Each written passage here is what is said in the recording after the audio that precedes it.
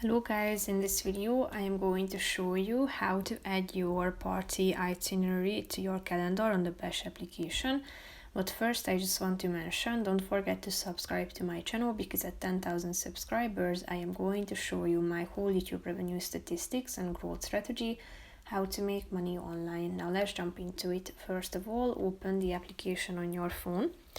Then click on the itinerary button down below in the right side corner of the screen. That's the fifth option.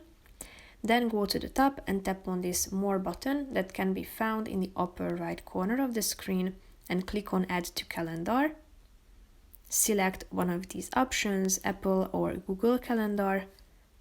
Tap on OK so that you will enable the app to